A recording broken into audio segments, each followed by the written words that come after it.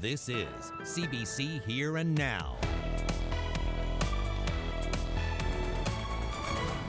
New pandemic powers for police have some people concerned, including many lawyers. In just a few minutes, a conversation with Rosellen Sullivan. Good evening, I'm Carolyn Stokes. We'll get to Anthony shortly, but we'll begin with details from government on how those expanded police powers will work. Legislation that passed last night allows police to detain people and kick them out of the province without a warrant. The province says these new measures are needed to keep COVID-19 out. Here Now's Peter Cowan joins us live. So Peter, who's in charge of deciding when these powers can be used? Carolyn, it's not the police. It's actually the Minister of Health and the Minister of Justice. If together they make a decision that they believe that someone has been violating the rules and they want to, for example, kick them out of the province, they can do that. Let's look exactly at the rules or the powers that they now have. So they have the power first to detain someone. They can also forcibly relocate someone. So that could be returning them to a point of entry, so like an airport or a ferry terminal, or they could decide to move them anywhere else in the province. The powers can be used on anyone in the province, not just people from away, and it's for violating any of the public health restrictions. And it's important to note here that all of this would happen without any oversight or any judge's orders. This is very difficult for us as Newfoundlanders and Labradorians. We're a province that are known to welcome people and to embrace people and want them to come to our province. But right now, during this pandemic, what we're trying to do here is prevent Newfoundlanders and Labradorians from being exposed unnecessarily by someone that's coming in without the proper paperwork or exemption orders in place. This is a method, a tool of last resort. If anybody feels their rights have been abridged in any way, they have the right and the ability to go to court and challenge it. And as one of my legal friends said, there is no law that can't be made better by a good court case. Health Minister John Haggie says in New Brunswick, where they have similar measures and similar powers, so far police have only had to use that twice in order to actually forcibly remove someone. But it is also worth mentioning some of the other powers that exist in the public health legislation.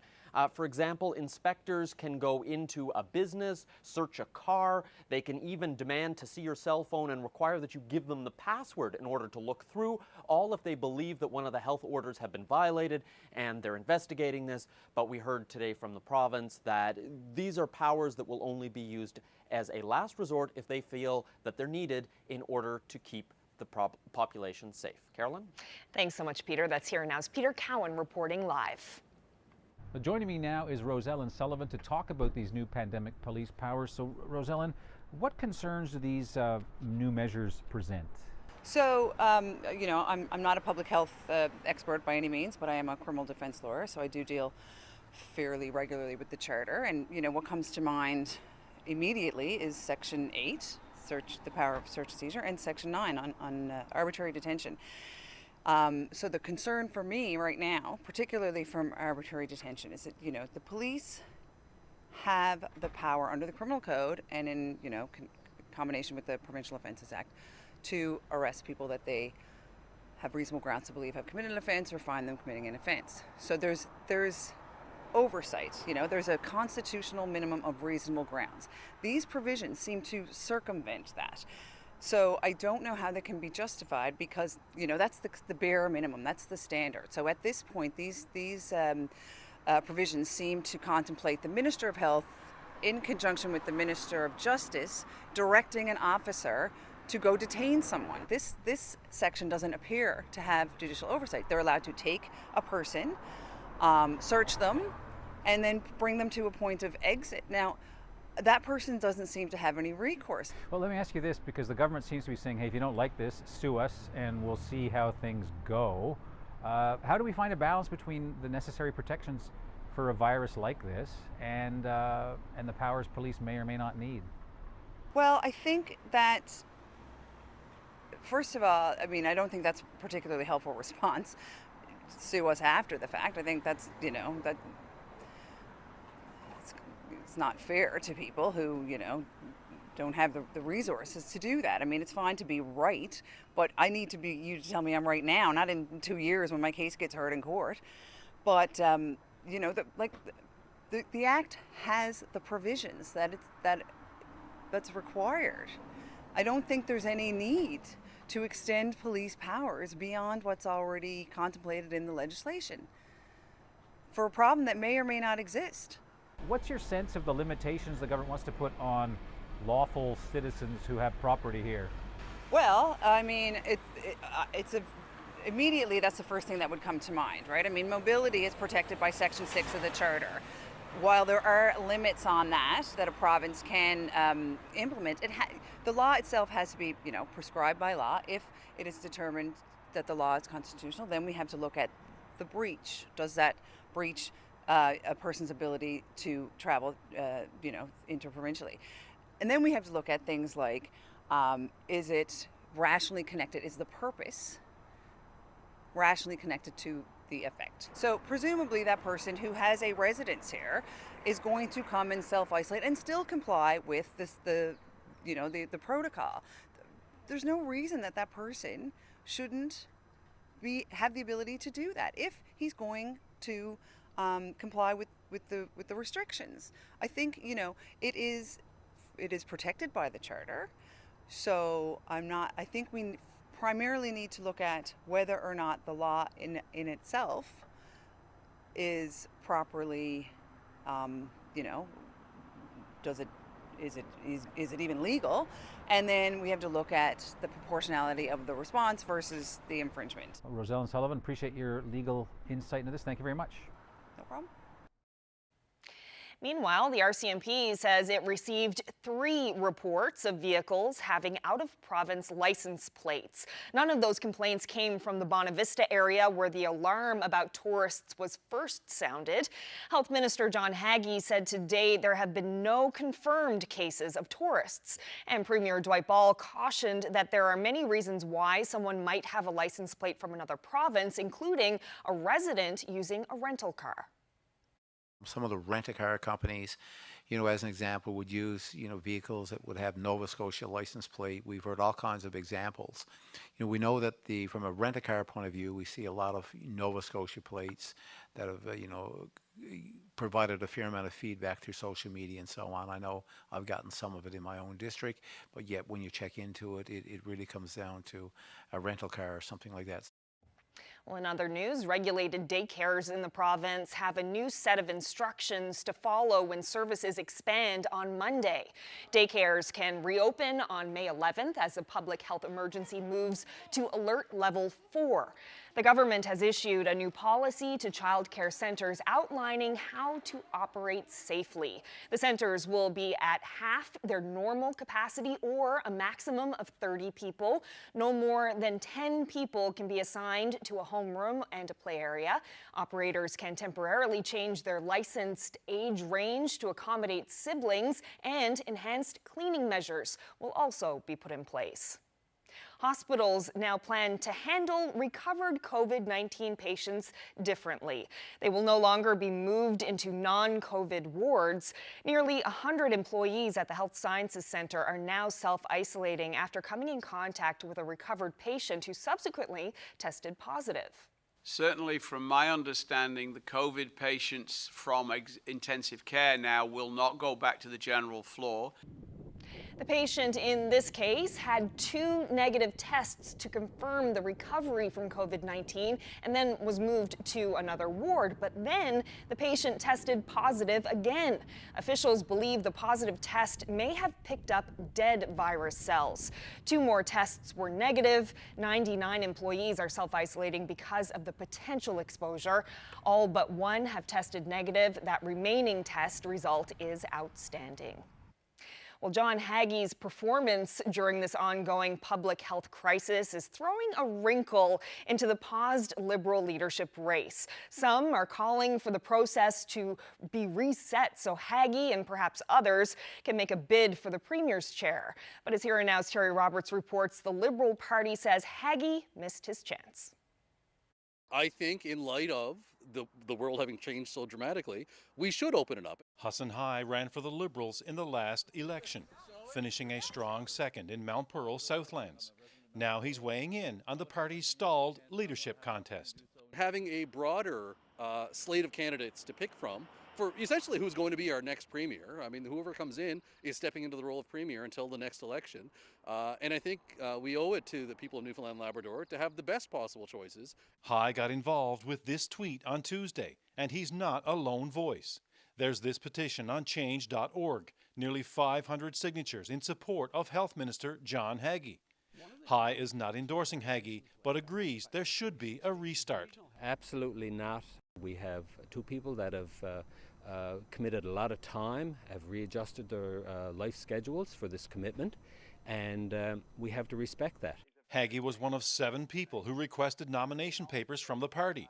Sources say he was foiled because of financial and organizational shortcomings. But his daily COVID briefings have been widely praised, and his stock has shot up. He's even indicated he would consider a leadership bid if the process was restarted. But it's a two-man race. Former senior bureaucrat John Abbott and surgeon Andrew Fury. Unlike Haggie, they both completed the nomination process, paid the $25,000 entry fee. So we will not be entertaining reopening the nomination process. But the vote is now on hold because of the pandemic, with Abbott and Fury ordered to stop campaigning. An update coming from the party on Monday. As for Hassan High, he believes those who share his views should speak up, and he has this message for the two candidates. If John Abbott or Andrew Fury, as they are secure in the quality of their own candidacy, they should have nothing to be afraid of. Terry Roberts, CBC News, St. John's. Well, a Mount Pearl councillor says she plans to contact the province about an ongoing investigation involving the city's top bureaucrat.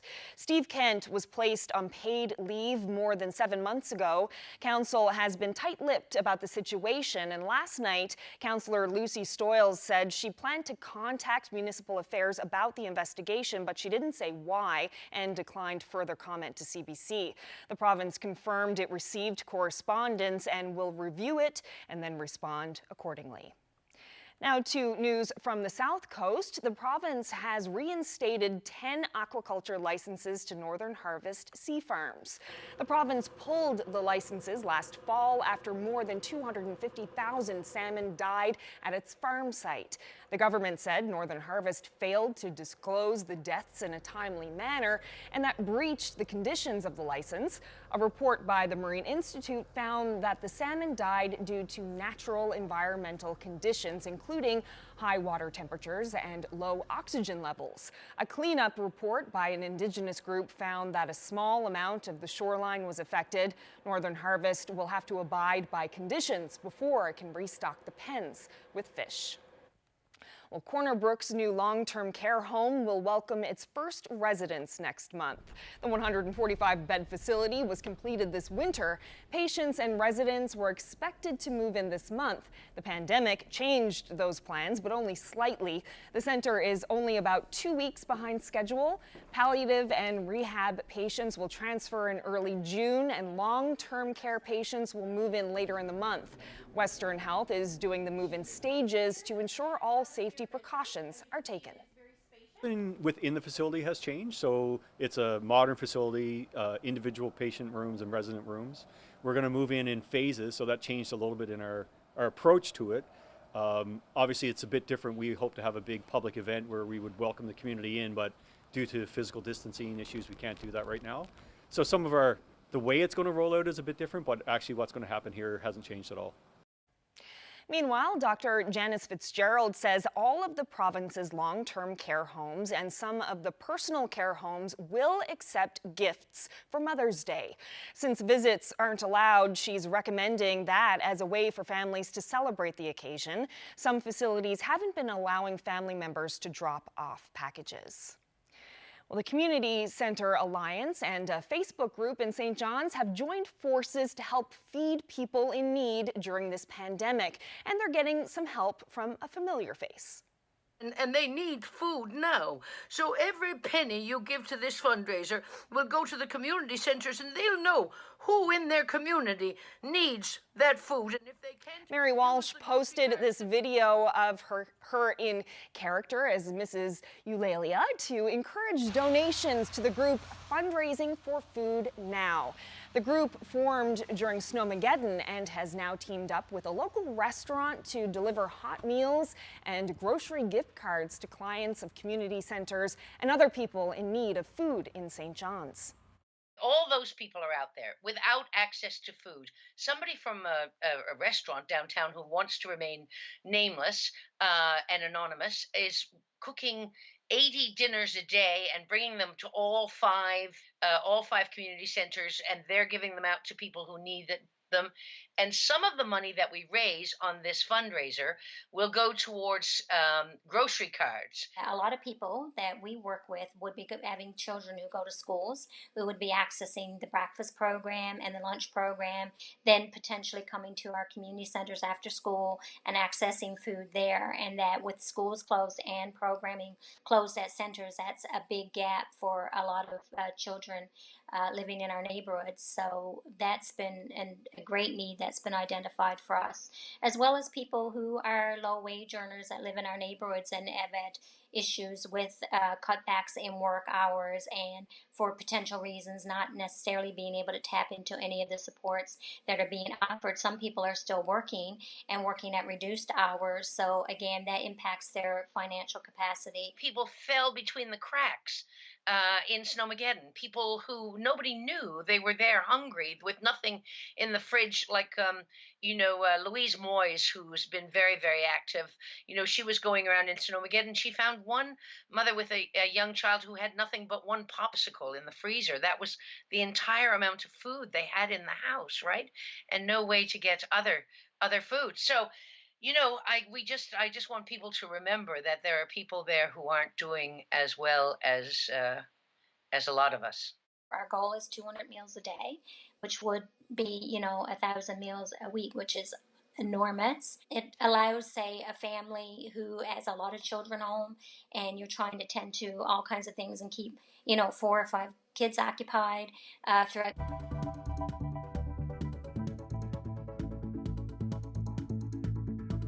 We've got an area of low pressure that's sitting over pretty much the west coast right now. It's not going to move much as we head through the day tomorrow, but things will improve. I'll have the forecast details coming up.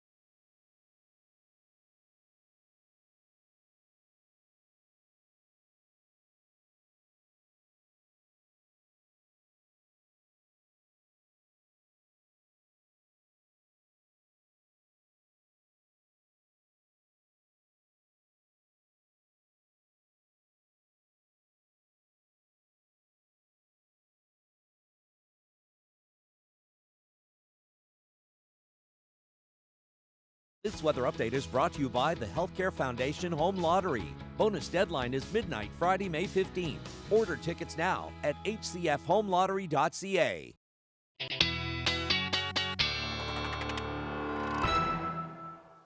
We had a little bit of mild temperatures move in this afternoon, especially for the east. That's where the nicest weather was this afternoon. Let's take a look at those numbers.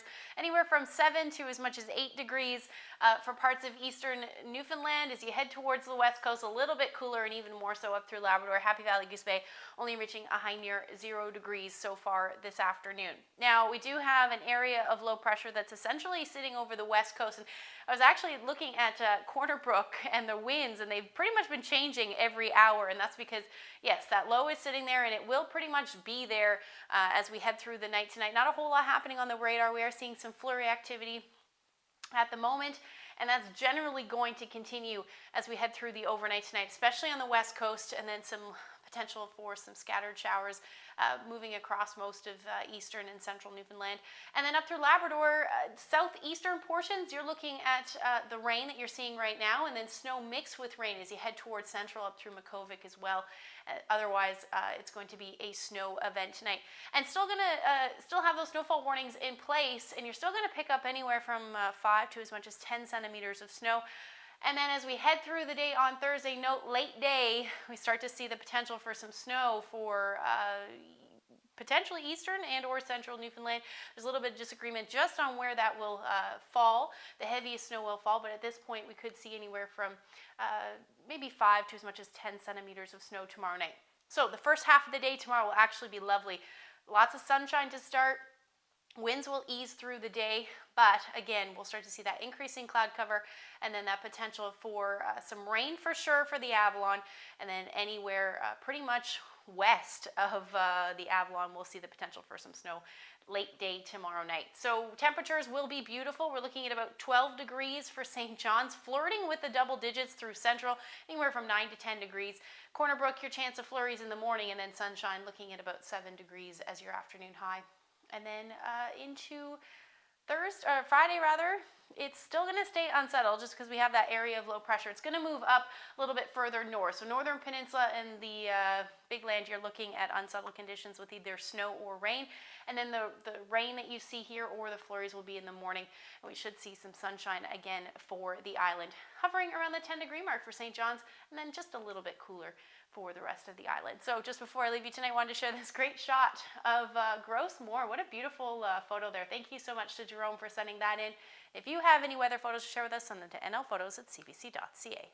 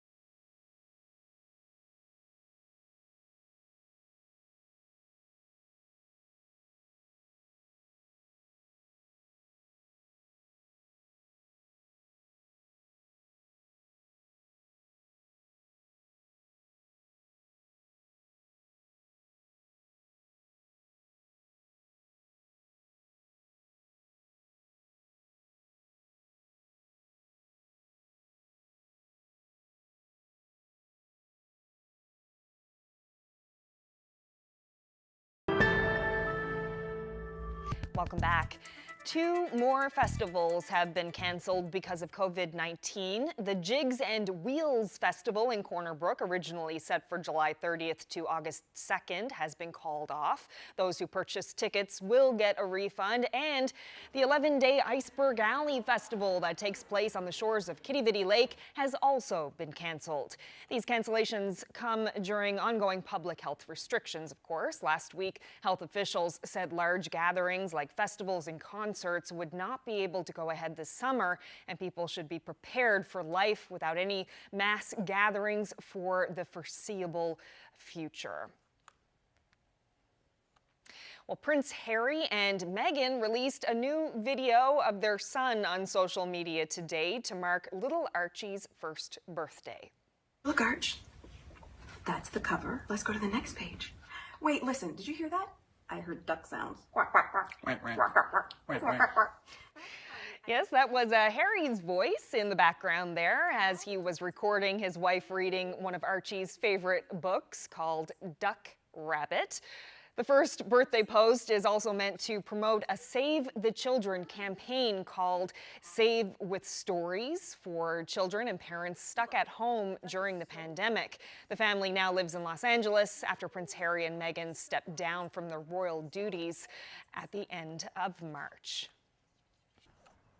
Well, this home in Fredericton, New Brunswick is getting a lot of attention these days from people walking and driving by. This is where physician and artist Brian McKinnon lives, and he's made his shutters from toys, about 6,000 of them that he's been collecting for a couple of years. He says the colorful display is meant to provide people with a visual burst of joy during this pandemic and after the tragedy in Nova Scotia. Well, thank you so much, everyone, for sharing part of your evening with us. Coming up next is CBC News from Nova Scotia. Good night.